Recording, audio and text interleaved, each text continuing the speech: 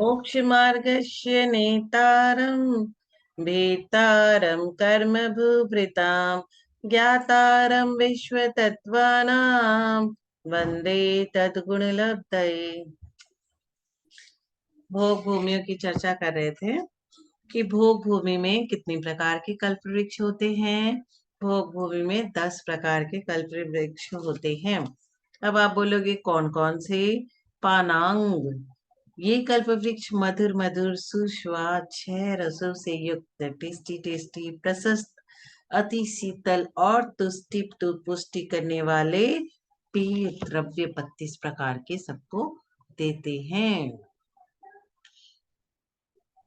तोरियांग, ये कल्प वृक्ष उत्तम वीणा, वीणा बजाते हैं ना, पटु, पट, मृदंग, झालर, शंख, दुंदुबी, भेरी, काहल, ये अलग अलग प्रकार के वादित्रों को देते हैं।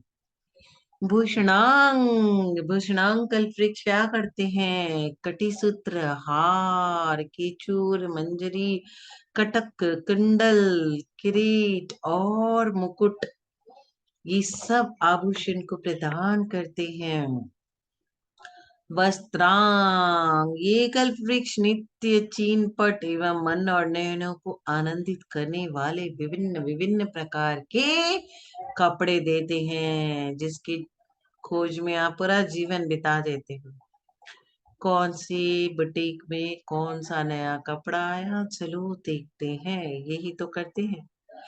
तो ये कल्पवृक्ष वस्त्र प्रदान करते हैं। भोजनांग, भोजनांग जाति के कल्पवृक्ष 16 प्रकार का आहार प्रदान करते हैं। 16 प्रकार के व्यंजन, 14 प्रकार के सूप, दाल, 108 प्रकार के खाद्यान्न और 363 प्रकार के स्वाद्य पदार्थ और 63 प्रकार के रस भेदों को अलग अलग दिया करते हैं। आलयांग, ये कल्प वृक्ष स्वस्तिक तथा नंदाव्रत आदि 16 प्रकार के रमणीय दिव्य भवन देते हैं। क्या क्या चाहिए आपको? तो मुझे तो रोटी, कपड़ा और मकान चाहिए। रोटी कौन दे दिया? भोजनांग दे दिया, कपड़ा वस्त्रांग दे दिया और आल्यांग आपको भवन दे दिया। हो गया काम। दीपांग जाति के कल्पवृक्ष प्रसादों में शाखा, प्रवाल, नवजात पत्र, फल, फूल, अंकुर आदि के द्वारा जलते हुए दीपकों के समान प्रकाश प्रदान करते हैं। भाजनांग, ये कल्पवृक्ष स्वर्ण तथा बहुत से रत्नों से निर्मित धवल, झारी, कलश और गागर, चामर आदि आसनादि प्रदान करते हैं। मालांग, ये कल्पवृक्ष वल्ली, तरु, गुच्छ और लताओं से उत्पन्न हुए 16,000 भेद रूप पुष्प की विविध मालाएं देते हैं। मालांग से हमें मालाएं मिलती है। तेजांग, ये कल्पवृक्ष मध्य दिन के करोड़ों सूर्य की किरणों के समान होते हुए नक्षत्र, सूर्य, चंद्र आदि की कांति का संहरण करते हैं। अब आप सोचोगे ये 10 तो कल्पवृक्ष हमें रोटी, कपड़ा, मकान, श्रृंगार, आभूषण, वीणा सब कुछ हमें प्रदान किया। ये क्या पृथ्वी का एक है? ये क्या वनस्पति का एक है? वनस्पति का एक पेड़ और इनमें कुछ अंतर होता है? तो सुनिए, ये कल्पवृक्ष न तो वनस्पति का एक है और न कोई व्यंतर जाति के देव है। ये वनस्पति का एक नहीं है, किंतु विशेषता यह है कि सब पृथ्वी रूप होते हुए जीवों को उनके पुण्य कर्म का ये फल देते हैं। दे आर नॉट वनस्पति कायिक और ये व्यंतर जाति के देव भी नहीं है। कभी किसी के संग कुछ होता है तो कोई बोलता है भूत आया था, प्रेत आया था, लेकिन आत्मा को तो 3 मोड़े के बाद आत्मा दूसरे शरीर में घुस जाती है, तो वो क्या होते हैं? व्यंतर जाति के देव। तो ये पेड़ व्यंतर जाति के देव भी नहीं है, ये वनस्पति कायिक भी नहीं है। ये पुण्य कर्म की वजह से भोग भूमि में फल देते हैं। लेकिन तीसरे काल के बाद चतुर्थ काल आते आते भोग भूमि कर्म भूमि में परिवर्तित होती है। तीसरे काल में कुछ कम पल्ले का 1/8वां भाग शेष रहने पर 14 कुलकर क्रम क्रम से उत्पन्न हो जाते हैं और ये मनुष्य को कर्म भूमि की व्यवस्था तथा व्यवसाय का उपदेश देते हैं तथा शेष प्राकृतिक परिवर्तन स्वयं हो जाता है। असी मसी कृषि का उपदेश आदिनाथ भगवान के समय लोगों को मिला कि अब कल्प वृक्ष नहीं रहे। आके लोग रोने लगे, प्रभु हम क्या खाएंगे। तब उनको बता के गया कि असी मसी कृषि खेती करो और अन्न उपजाओ और उसे खाओ।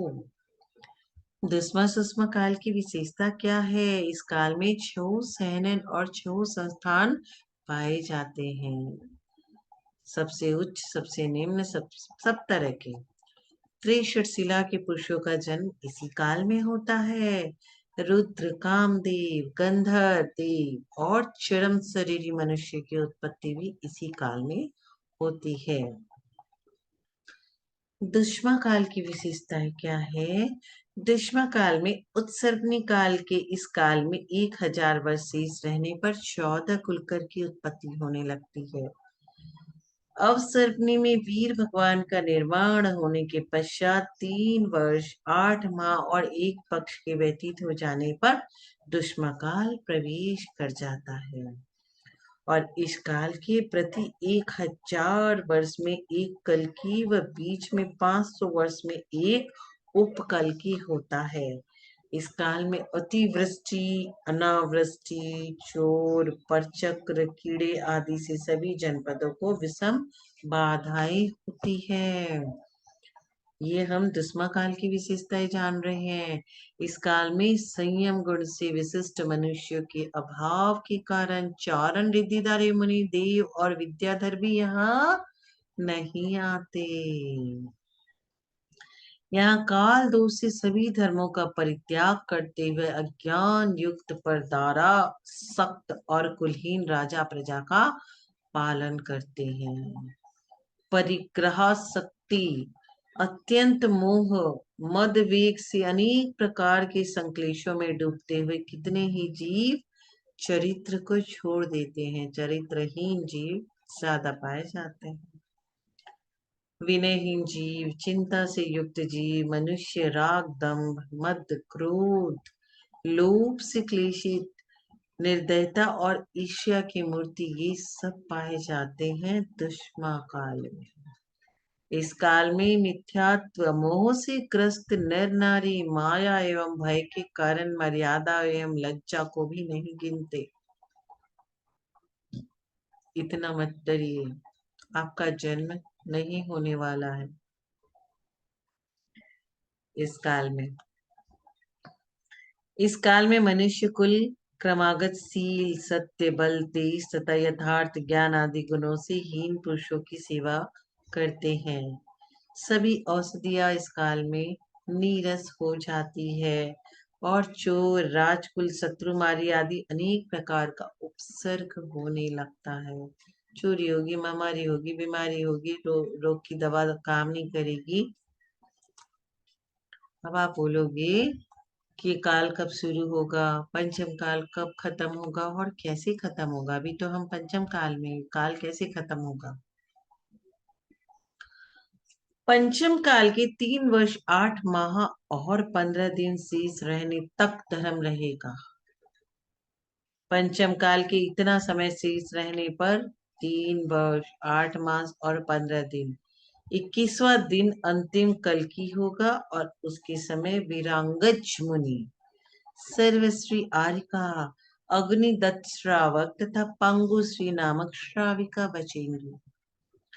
कल्कि राजा से, कल्कि क्या करेगा?